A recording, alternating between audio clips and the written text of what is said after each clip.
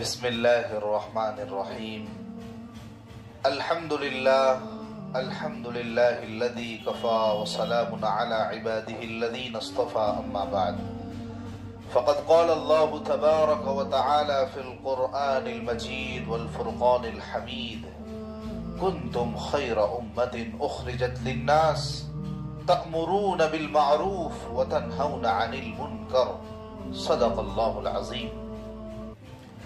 میرے دینی بھائیو، اللہ رب العزت نے قرآن کریم میں مختلف جگہوں پر انسان کی کامیابی، انسان کی فلاح دو صفات بیان کی ہے کہ جس کی زندگی میں وہ دو صفات جس درجے میں کامل ہوگی اس درجے کا وہ کامل انسان گنا جائے گا۔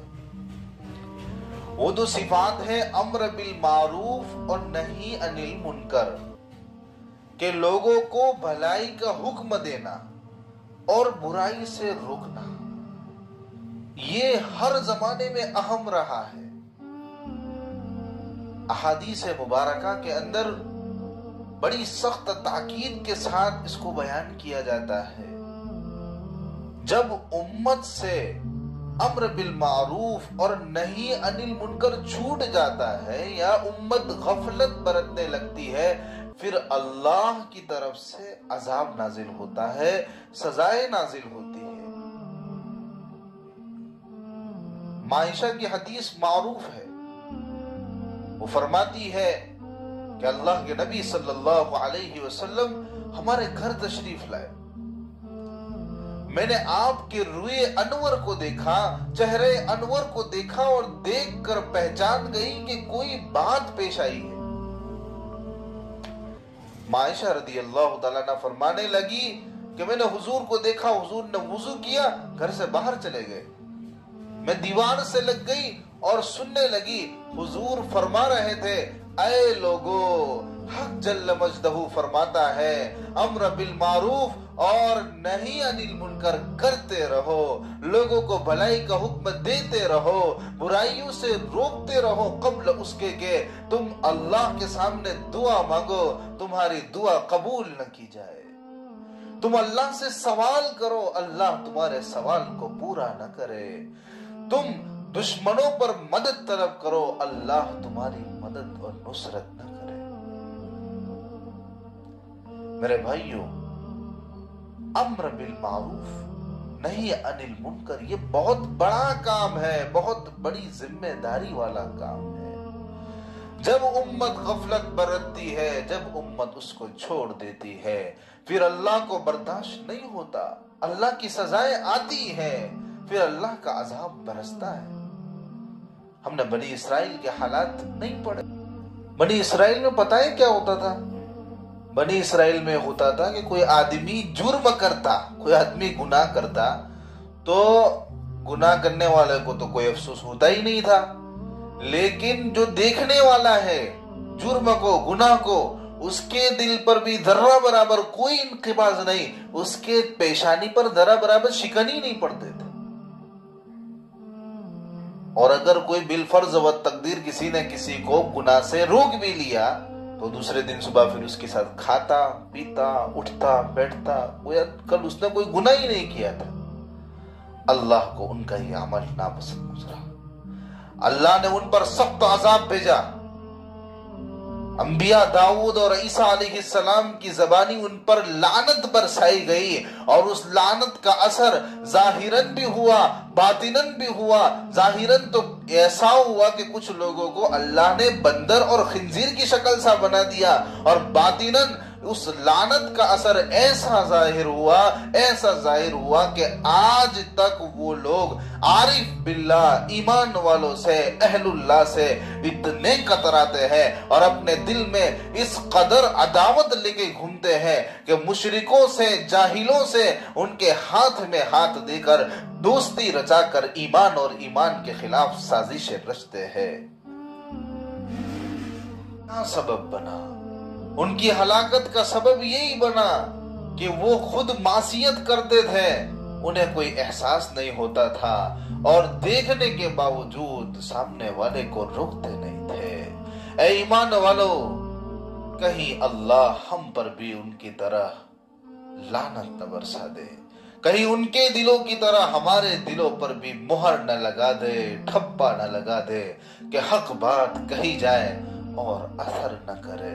بالمعروف اور نہی عن المنکر اور دعوت و تبلیغ یہ اسلام کے اہم ترین مقاصد میں سے ہے۔ اس سے امن و امان، صلاح و فلاح اور شعائر اسلام کو زندگی ملتی ہے، انسانیت کو عزت ملتی ہے، اخلاقیات کی نشو و نما ہوتی ہے۔ میرے بھائیوں، قرآن کریم کی آیات پڑھنے کے بعد، احادیث مبارکہ سمجھنے کے بعد بڑی حیرت ہوتی ہے دعوت و تبلیغ پر بین لگا دیا جائے۔ جو جماعت امر بالمعروف اور نہی عن المنکر کا کام کرتی ہے اس پر پابندی عائد کر دی جائے، اس کو جنگ و جدال کے ساتھ، مار دھاڑ کے ساتھ جوڑا گیا، اس کی ایک غلط تصویر پیش کی گئی، غلط طریقے سے امت کے سامنے اس جماعت کو رکھا گیا۔ بڑی افسوسناک بات ہے۔ یا تو انہوں نے دعوت و تبلیغ اور امر بالمعروف اور نہی عن المنکر کی حقیقت کو سمجھا ہی نہیں، یا پھر یہ کہ سمجھنے کی کوشش ہی نہیں کی۔ میرے بھائی، دعوت و تبلیغ اور امر بالمعروف اور نہی عن المنکر کا سمپل سا مفہوم ہے کہ اللہ کے بندوں کو اللہ سے جوڑا جائے، خیر کے کاموں کی طرف بلایا جائے، برے کاموں سے روکا جائے۔ چلو مثال سے سمجھتے ہیں، مثال سے بات چونکہ اچھی طرح سمجھ میں آتی ہے۔ ایک طرف کسی سے کہا جائے عطر لگاؤ، خوشبو لگاؤ، خوشبو پھیلاؤ، خود بھی خوش رہو، ماحول کو بھی معطر رکھو۔ ایک طرف یہ کہا جائے اپنے بدن کو، اپنے جسم کو غلاظت سے، گندگی سے پاک صاف رکھو، خود بھی پاک صاف رہو، دوسروں کو بھی گھن کا موقع نہ دو۔ بتاؤ اس میں کوئی غلط بات ہے؟ کچھ بھی غلط نہیں۔ دنیا بھر کی حکومتیں قوانین بناتی ہے، کچھ کام کرنے کو کہتی ہے، جرائم کے ارتکاب سے روکتی ہے، تو پھر یہ دنیا خالق کائنات کی ہے، اس کائنات کا خالق اللہ ہے، اس کائنات کا مالک اللہ ہے۔ اللہ اگر کچھ قوانین نافذ کرے، کچھ کام کرنے کو کہے، کچھ کام سے رکنے کو کہے، کرنے والے کام کو معروف کہتے ہیں، نہ کرنے والے کام کو منکر کہتے ہیں، اور اللہ امت محمدیہ صلی اللہ علیہ وسلم کو اس بات کی تلقین کرے کہ میری امت تک خیر کے کاموں کی دعوت دو، خیر کے کاموں کی طرف میری امت کو بلاؤ، برائی کے کاموں سے روکو، تو بتاؤ مجھے اس میں غلط کیا ہے، اس میں غلط کیا ہے؟ ارے بھائی، کوئی اندھا کنویں میں گر رہا ہے، اس کا ہاتھ تھام لیا، کیا کوئی اس نے گناہ کا کام کر لیا؟ آنکھ والے پر فرض و واجب ہو جاتا ہے اگر کوئی اندھا کنویں میں گر رہا ہے اس کا طاقت کے ساتھ ہاتھ پکڑے اور اس کو ہلاکت سے بچائے۔ اگر کوئی جماعت امر بالمعروف اور نہی عن المنکر کا کام کرتی ہے تو اس پر بین لگانے کا، اس پر پابندی لگانے کا مطلب کیا ہوتا ہے، کیا معنی رکھتا ہے؟ ایسی افواہیں پھیلانے کا، ایسی خبریں پھیلا کر ماحول کو خراب کرنے کا مطلب کیا ہوتا ہے؟ سمجھ سے پرے ہے۔ کیا امر بالمعروف اور نہی عن المنکر پر بین لگا کر، پابندی عائد کر کے آپ اپنے گاؤں میں، اپنے شہر میں، اپنے ملک میں امن و امان پیدا کر لو گے؟ تو اے امن و امان کا دعویٰ کرنے والوں، کان کھول کر سن لیجئے، آپ دعوت و تبلیغ پر، امر بالمعروف اور نہی عن المنکر پر پابندی عائد کر کے اپنے ملک تو کیا، اپنے شہر تو کیا، اپنے گاؤں تو کیا، اپنے گھر میں بھی امن و امان، صلاح و فلاح قائم نہیں کر سکتے ہو۔ یاد رکھو، اپنے تعیش کی خاطر، اپنے عیش و عشرت کی خاطر، اپنے عشرت قدوں کو چلانے کے لیے اگر دعوت و تبلیغ اور امر بالمعروف اور نہی عن المنکر پر پابندی عائد کی گئی تو سیدھے سیدھے آپ قانون خداوندی کی مخالفت کر رہے ہیں، اس لیے کہ امر بالمعروف اور نہی عن المنکر یہ کسی انسان کا قانون نہیں ہے بلکہ خدا کا قانون ہے۔ خالق کا قانون مخلوق پر نافذ کیا جائے گا تو پوری انسانیت امن و امان کا گہوارہ بن جائے گی، اگر مخلوق کا قانون مخلوق پر نافذ کیا جائے گا تو پوری انسانیت ظلمت و بربریت کا شکار ہو جائے گی، جہالت کا شکار ہو جائے گی اور فحاشیت و عریانیت کا اڈا بن جائے گی۔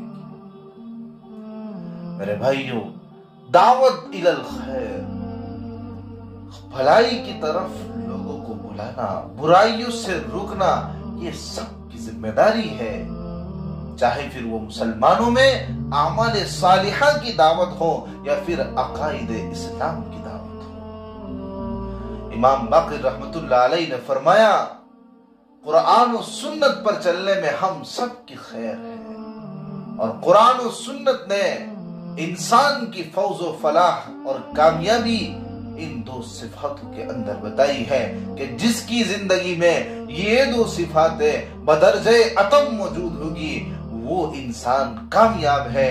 وہ دو صفات ہے امر بالمعروف اور نہی عن المنکر، کہ لوگوں کو بھلائی کا حکم دینا، برائیوں سے روکنا۔ ماں عائشہ رضی اللہ تعالی عنہا کی حدیث کا مضمون بھی یہی ہے کہ جب تک یہ امت خیر اپنا فریضہ انجام دیتی رہے گی، اللہ دعاؤں کو قبول کرتے رہیں گے، اللہ حاجتوں کو پورا کرتے رہیں گے، اللہ مدد و نصرت کرتے رہیں گے، اور جب امت اس فریضے کو چھوڑ دے گی، امر بالمعروف اور نہی عن المنکر کو بھلا دے گی، تو پھر بھول جائیے اللہ ہماری دعاؤں کو قبول کریں گے، پھر بھول جائیے ہماری ضرورتیں پوری ہوگی، پھر بھول جائیے اللہ ہماری مدد و نصرت کرے گی۔ میرے بھائیوں، یہی تین چیزیں تھی، یہی دو وہ صفات تھی جو مسلمان کی پہچان تھی، مسلمان کی شناخت تھی کہ وہ اللہ کے سامنے ہاتھ اٹھاتا، اللہ اس کی دعا کو رد نہیں کرتے تھے، وہ ضرورت اللہ کے سامنے مانگتا، اللہ اس کی ضرورت پوری کر دیتے تھے، وہ اللہ سے مدد طلب کرتا، اللہ اس کی مدد کرتے تھے۔ لیکن جب امت نے اس کام کو چھوڑا ہے، امر بالمعروف اور نہی عن المنکر کو فراموش کیا ہے، تو پھر اللہ نے بھی دعائیں قبول کرنا چھوڑ دیا۔ ایک زمانہ تھا کہ مسلمان اللہ کے سامنے ہاتھ اٹھاتا، اس کی دعا ساتوں آسمان چیر کر عرش تک پہنچتی تھی، واپس قبول ہوئے بغیر نہیں لوٹتی تھی۔ آج حالت یہ ہے، مسلمان ہاتھ اٹھاتا ہے، دعا کرتا ہے، اس کی دعا سر سے اوپر نہیں جاتی ہے۔ ہم نے اللہ کو بھلا دیا، اللہ کے کام کو بھلا دیا، اللہ نے ہمیں بھلا دیا۔ میرے دینی بھائیوں، اس کام کو مضبوطی سے پکڑ لو، امر بالمعروف اور نہی عن المنکر کو اپنی زندگی کا حصہ بنا لو، اسی میں ہماری کامیابی ہے، اسی میں ہماری فوز و فلاح ہے، اسی میں ہمارے لیے امان ہے۔ اللہ رب العزت سب کو عقل سلیم عطا فرمائے، آمین، وآخر دعوانا الحمدللہ رب العالمین۔